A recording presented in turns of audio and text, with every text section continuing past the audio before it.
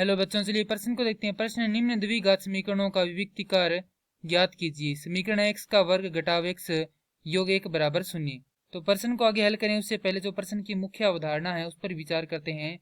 तो इस प्रश्न के लिए जो मुख्य अवधारणा है वह हो जाएगी द्विघात समीकरण, अर्थात हम यहाँ पर यह देखेंगे कि द्विघात समीकरण क्या होती है।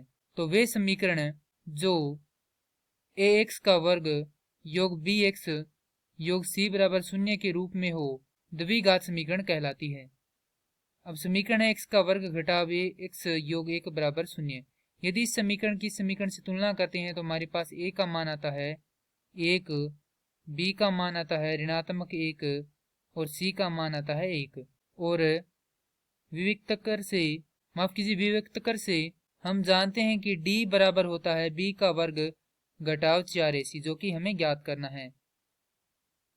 तो d बराबर यहाँ से हो जाएगा b का वर्ग अर्थात ऋणात्मक 1 का वर्ग घटाव 4 गुना में a का मान होगा 1 गुना में c का मान होगा 1। तो d बराबर हो जाएगा यहाँ पर 1 घटाव 4। तो d का मान आ जाएगा ऋणात्मक 3, जो कि क्या है d छोटा है 0 से, तो यहाँ पर जो मूल है वह क्या होंगे, काल्पनिक होंगे, अर्थात उनका कोई अस्तित्व नहीं होगा।